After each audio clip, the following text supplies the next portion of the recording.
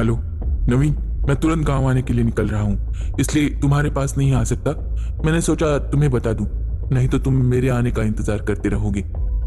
कैलाश ने अपने दोस्त नवीन से कहा। अरे पर ऐसे अचानक क्या हो गया जो तुम गांव आ रहे हो? नवीन ने पूछा। पिताजी की तबीयत अचानक खराब हो गई है। माँ का फोन आया था, वो बहुत परेशान हो रही है, इसलिए मैं वहां जा रहा हूँ, कैलाश ने बताया। तुम अपनी गाड़ी से जा रहे हो? नवीन ने पूछा। हाँ, अपनी गाड़ी से 4 घंटे में पहुंच जाऊंगा, क्योंकि इस समय वहां जाने के लिए कोई ट्रेन भी तो नहीं है और बस तो वहां के लिए शाम को मिल नहीं पाती, इसलिए मुझे अपनी गाड़ी से ही पहुंचना पड़ेगा। अच्छा चलो, मैं फोन रखता हूँ, कैलाश ने कहा। अरे कैलाश सुनो ना, हम भी तेरे साथ गांव चले तो? हमारा भी मिलना हो जाएगा चाचा चाची से, और रीना का भी मन गांव देखने का है, अगर तुम्हें कोई परेशानी ना हो तो, नवीन ने पूछा। अरे इसमें परेशानी की क्या बात है यार, ये तो हमारे लिए बहुत अच्छा रहेगा, मुझे तुम लोगों का साथ भी मिल जाएगा ना, कैलाश ने खुश होकर कहा। थोड़ी देर बाद कैलाश अपने गांव जाने के लिए निकल पड़ा। नवीन और रीना भी उसके साथ थे। बातें करते हुए कैलाश कार ड्राइव कर रहा था। उन लोगों की गाड़ी शहर से बाहर निकली ही थी कि मौसम ने अपना मिजाज बदल दिया। तेज हवाएं बहने लगी।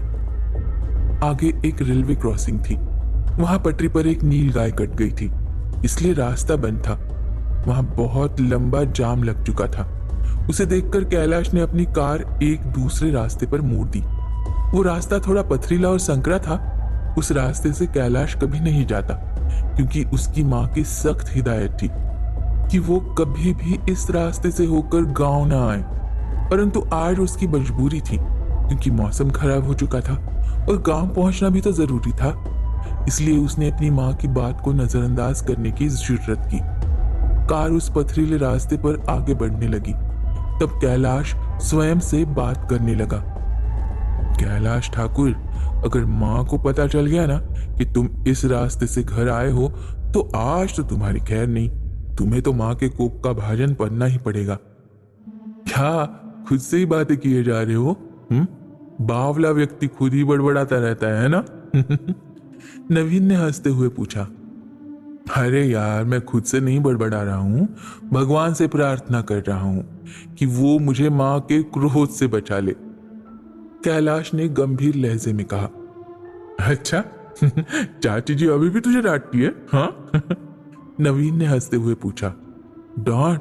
अगर माँ ये जान जाएगी कि मैं शमशान के रास्ते से आया हूं तो मार भी पड़ सकती है, कैलाश ने भी हंसते हुए जवाब दिया। क्यों भाई, ऐसा उस रास्ते में क्या है जो चाची जी उस रास्ते पर जाने के लिए तुम्हें मना करती है? अरे भाई, माँ का कहना है कि उस शमशान के रास्ते पर भूत पिशाचों का वास है। वो लोग उधर से आने वालों के शरीर में प्रवेश कर जाते हैं और फिर उन्हें परेशान करते हैं, कैलाश ने अपने मन की बात बता दी। अरे यार, इतना पढ़ा लिखा होकर भी कैसी बातें कर रहे हो यार तुम? आज के युग में लोग कहाँ ऐसी बातों पर विश्वास करते हैं, नवीन ने हंसते हुए कहा। अरे तुम तो नास्तिक हो, अपनी बात ना किया करो। आत्माएं होती है और वो लोगों के शरीर में प्रवेश करके उन्हें परेशान भी करती है, पता है? शमशान की आत्माएं अमावस्या के दिन ज्यादा शक्तिशाली होती है। मैंने भी सुना है ऐसा, रीना ने अपने पति की बात को काटते हुए कहा। देखो भाई, मैं इन अंधविश्वासों पर विश्वास नहीं करता, कोई आत्मा वात्मा नहीं होती, और ये अमावस्या का क्या चक्कर है, इस पर तो विश्वास करने का तो सवाल ही नहीं उठता। चलो आज ये भी देख ही लेते हैं कि किसकी बात में सच्चाई है, क्योंकि आज भी तो अमावस्या है ना? नवीन ने हंसकर रीना को चुनौती देते हुए कहा। क्या क्या कहा तुमने? आज अमावस्या है? कैलाश ने घबराकर जल्दी से पूछा। हाँ हाँ कैलाश बाबू, आज अमावस्या का ही दिन है, नवीन ने हंसकर मजा लेते हुए कहा। और अब कुछ ही देर में तूफान आएगा, मौसम तो वैसे भी खराब चल ही रहा है, फिर बारिश शुरू हो जाएगी। उसी सुनसान इलाके में अचानक तुम्हारी गाड़ी खराब हो जाएगी। चलते चलते चलते अचानक तुम्हारी कार अपने आप रुक जाएगी और फिर वहां सुनसान सड़क पर एक सफेद रंग की साड़ी पहने हुए एक औरत तुम्हारी गाड़ी के सामने आकर रुक जाएगी और तुमसे लिफ्ट मांगेगी। तुम उसे लिफ्ट देने के लिए अपनी कार का दरवाजा खोलोगे, कोशिश करोगे, पर वो खुलेगा नहीं। फिर अचानक वो औरत बिना दरवाजा खोले अंदर आकर तुम्हारी बगल में बैठ जाएगी। जब तुम उसे देखोगे तो वो एक भयानक चेहरे वाली औरत दिखाई देगी। उसकी आंखों से खून टपक रहा होगा, उसके बाल बिखरे होंगे, उसके नाखून ये लंबे लंबे नुकीले होंगे, उसकी आगे की दांत बाहर निकले होंगे और वो अचानक अचानक तुम्हारी गर्दन को अपने दोनों हाथों से पकड़ लेगी, दबाना शुरू कर देगी। तुम छूटने की कोशिश करोगे, पर उसकी गिरफ्त से तुम छूटने में कामयाब नहीं हो सकते और वो तुम्हारा गला दबाकर मार देगी। तुम्हारी आंखें बाहर निकल आएगी और तुम मर जाओगे। यही सब कहना था ना तुम्हें? यही सब होगा ना? नवीन ने चिढ़ाते हुए कहा। आप भी ना, हर बात पर मजाक उड़ाना अच्छी बात नहीं होती। नवीन, भगवान न करे कभी सच में कोई आत्मा आपके सामने आ जाए, तब आपको पता चलेगा कि आत्मा क्या कर सकती है। रीना ने गुस्से में कहा।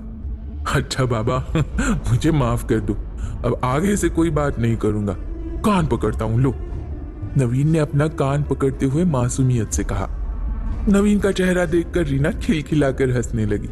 तभी बहुत तेज बिजली कड़की। उसी भयानक आवाज से सभी का कलेजा दहल गया और चेहरे भय से पीले पड़ गए।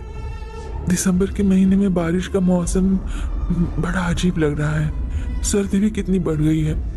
कैलाश भैया, गांव पहुंचने में अभी कितना टाइम लगेगा? क्योंकि अब रात हो रही है ना, और यहाँ इस सड़क पर कोई लाइट की व्यवस्था भी तो नहीं दिख रही। यहाँ चारों ओर अंधेरा ही अंधेरा लग रहा है और दूर दूर तक कोई आदमी भी तो नहीं दिखाई दे रहा। रीना ने घबराकर डरते हुए कैलाश से कहा। बस भाभी, अब ज्यादा दूर गांव नहीं रहा, हम आधे रास्ते तक पहुंच गए हैं, आधे घंटे में गांव पहुंच जाएंगे। आप घबराइएगा नहीं, ये मेरा गांव है ना, यहाँ के सभी रास्तों को मैं अच्छी तरह से जानता हूँ। कैलाश ने रीना को ढाढ़स बंधाया। उस अंधेरी रात में सुनसान सड़क पर कार आगे बढ़ रही थी। तभी अचानक झटके से गाड़ी रुक गई। क्या हुआ कैलाश, गाड़ी क्यों रोक दी? नवीन ने पूछा। अरे मैंने नहीं रोकी यार, अपने आप रुक गई गाड़ी, कैलाश ने झल्ला कर कहा। यह देखकर रीना का चेहरा भय से पीला पड़ गया और नवीन भी सकते में आ गया। रुको, मैं देखता हूं क्यों रुक गई गाड़ी। यहां से तो हम लोग पैदल भी गांव जा सकते हैं वैसे, पर बारिश हो रही है ना, इसलिए वहां तक जाते जाते भीग जाएंगे हम लोग, नवीन ने कहा और गाड़ी का दरवाजा खोला। तभी कैलाश को लगा कि कोई उसका हाथ पकड़कर खींच रहा है। कैलाश घबराकर बोला, छोड़ो, कौन हो तुम, मुझे बाहर क्यों निकाल रहे हो? कैलाश ने चिल्लाते हुए कहा। तभी रीना ने देखा उसके बगल में एक सफेद रंग की साड़ी पहने हुए एक औरत बैठी है। उसके बाल बिखरे हुए थे और उसकी आंखों से खून निकल रहा था। उस औरत को देखकर रीना की चीख गले में ही घूंट कर रह गई। उस भयानक चेहरे वाली औरत को नवीन ने देखा तो उसके चेहरे पर भी दहशत के भाव दिखाई देने लगे। कौन कौन हो तुम और क्या चाहती हो? नवीन ने डरते डरते पूछा। आज अमावस की रात्रि को तुम लोगों ने यहां आने की जुर्रत कैसे की? क्या तुम्हें पता नहीं, अमावस को दिन में भी कोई यहां नहीं आता, तो तुम लोग रात को यहां कैसे आ गए? उस भयानक औरत ने घुर्रा कर कहा। तभी कार के आगे बहुत सारी आत्माएं दिखाई दी एक साथ। इतनी सारी आत्माओं को एक साथ देखकर रीना डरकर बेहोश हो गई। नवीन घबराकर रीना को उठाने की कोशिश करने लगा, पर उसकी बेहोशी टूटी नहीं। रीना, रीना उठो, नवीन ने रोते हुए कहा। देखो, तुम लोगों का हमने क्या बिगाड़ा है? हमने तो सुना है कि आत्माएं कभी निर्दोष लोगों को नहीं सताती, फिर हमें क्यों परेशान कर रहे हो तुम लोग? हमें जाने दो, मैं इसी गांव का हूं, इसलिए आप लोगों से मेरा भी कोई ना कोई रिश्ता जरूर रहा होगा, कैलाश ने हाथ जोड़कर विनती करते हुए कहा। मैं जानती हूं तुम ठाकुर जगताप के बेटे हो और वो बीमार है, इसलिए तुम शहर से उनको मिलने के लिए आए हो ना। हम लोग तुम्हें कोई नुकसान नहीं पहुंचाना चाहते, मगर तुम लोगों को मेरी सहायता करनी होगी। अगर तुम लोगों ने हमारी बात नहीं मानी ना, तो हम तुम लोगों को नहीं छोड़ेंगे।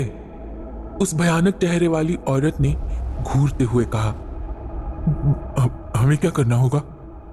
तुम्हें मेरे कातिल को सजा दिलानी होगी। उस औरत ने गुस्से में कहा। तुम्हारा कातिल कौन है? कैलाश ने पूछा। तुम्हारे चाचा जी ठाकुर बलराम, उस आत्मा ने कहा। तुम कौन हो और चाचा ने तुम्हारा क्या बिगाड़ा है? उन्होंने तुम्हें क्यों मारा? हमें क्यों चुना है तुमने उन्हें सजा दिलाने के लिए? कैलाश ने डरते हुए पूछा। वो डर रहा था कि कहीं वो आत्मा नाराज न हो जाए और उन्हें कोई हानि न पहुंचाए। अमावस्या को यहाँ कोई नहीं आता। आज तुम यहाँ आए हो, इसलिए मैंने तुम्हें चुना है। अमावस को जो व्यक्ति यहाँ आएगा, मैं उसी के शरीर में प्रवेश कर सकती हूँ, क्योंकि मेरी हत्या अमावस के दिन की गई थी। मैं पिछले 10 वर्षों से आज के दिन की प्रतीक्षा कर रही थी, कब कोई व्यक्ति अमावस को इस शमशान के रास्ते पर आए और मैं उसके शरीर का इस्तेमाल करूं अपना बदला लेने के लिए। उस आत्मा ने लाल लाल आंखों से घूरते हुए कैलाश से कहा। यहाँ रीना को होश आ चुका था। वो उठकर बैठ गई और डर कर नवीन के पीछे छुप गई। तुम कौन हो और चाचा जी ने तुम्हें क्यों मारा? जब तक आप मुझे बताएगी नहीं, मैं आपकी मदद कैसे करूं? कैलाश ने डरते हुए आत्मा से पूछा। मैं तुम्हारी चाची हूं, कमला, उस आत्मा ने गंभीर लहजे में कहा। क्या? लेकिन आप तो चाचा जी को छोड़कर किसी आदमी के साथ भाग गई थी ना? कैलाश ने आश्चर्य से पूछा। नहीं, मैं किसी के साथ नहीं भागी थी। ये साजिश मेरे पति और मेरी बहन ने मिलकर की थी, उस आत्मा ने बताया। फिर वो बोली, मेरी शादी तुम्हारे चाचा से हुई थी। मैं देखने में सुंदर नहीं थी, फिर भी तुम्हारे चाचा मुझे बहुत प्यार करते थे। जब मैं मां बनने वाली थी तो मेरी देखभाल करने के लिए मेरी बहन मीरा मेरे ससुराल आई। वो देखने में बहुत सुंदर थी। उसकी सुंदरता ने मेरी जिंदगी में आग लगा दी। मेरी बहन और पति ने मिलकर मुझे रास्ते से हटाने की साजिश रची। मेरे पति ने अपने एक दोस्त को शहर से यहाँ गांव बुलाया। वो 1 महीने यहाँ रहा। ये मेरे पति की साजिश थी। वो मेरा पति, उसका सारा काम मुझे करने के लिए कहा था। वो मुझे भाभी कहता था। मैं उसे अपना छोटा भाई समझती थी। उस दिन अमावस्या थी। रात का खाना मेरी बहन ने बनाया और उसने सभी के खाने में नींद की दवा मिला दी। मेरे और जतिन, उसका नाम जतिन था, उसके खाने में उसने जहर मिला दिया। हम दोनों की मृत्यु हो गई। उस दिन अमावस्या की रात थी। मुसलधार बारिश हो रही थी। रह रहकर बिजली कड़क रही थी। गांव के सभी लोग अपने अपने घरों में सो रहे थे, क्योंकि दिसंबर का महीना था। बारिश के कारण सर्दी बढ़ गई थी। मेरी बहन और मेरे पति ने मेरे और जतिन के मृत शरीर को जीप में लादा और यहाँ शमशान में ले आए और हमारे शरीर को एक साथ चिता में लाद दिया। लाद दिया। 3 दिन पहले गांव का एक आदमी मर गया था। उसी की यहाँ चिता जल रही थी, वहीं हमारी चिता जला दी। सुबह गांव वालों से कहा कि मैं जतीन के साथ भाग गई। पुलिस में रिपोर्ट की। पुलिस को हम दोनों नहीं मिले, मिलते भी कैसे, हमें तो जलाकर राख कर दिया। उसके बाद तुम्हारे चाचा ने मेरी बहन से शादी कर ली, जो आज भी तुम्हारी चाची है। मैं चाहती हूँ तुम लोग मेरी मदद करो और मैं अपने कातिलों को सजा दिलाऊं।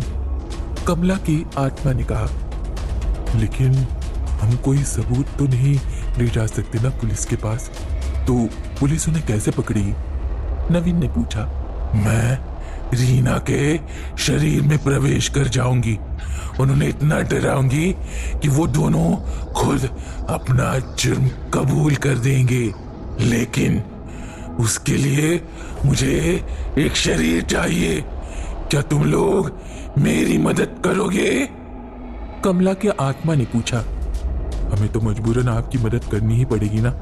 अगर हमने मदद करने से इनकार कर दिया तो तुम सभी मिलकर हमें मार डालोगे। माँ ठीक कहती थी, कभी भी इस रास्ते से नहीं आना चाहिए वरना मुश्किल में पड़ जाओगे।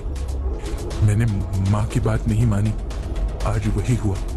हम लोग कितनी बड़ी मुश्किल में फंस गए हैं। जहाँ आगे कुआं है तो पीछे खाई है। कैलाश ने डरते हुए कहा। उसकी आवाज में विवशता छलक रही थी। नहीं नहीं बेटा कैलाश, तुम हमारी मदद करने के लिए मजबूर नहीं हो। तुम लोग अगर हमारी मदद नहीं करोगे तो हम तुम्हें जाने देंगे और तुम लोगों को कोई नुकसान नहीं पहुंचाएंगे, क्योंकि मैं तुम्हारी माँ की बहुत इज्जत करती हूँ।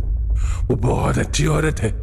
उन्होंने मेरी गृहस्थी बचाने की बहुत कोशिश की थी। मेरी बहन और पति को भी बहुत समझाया, क्योंकि उन्हें पता चल गया था कि दोनों के बीच नाजायज संबंध है।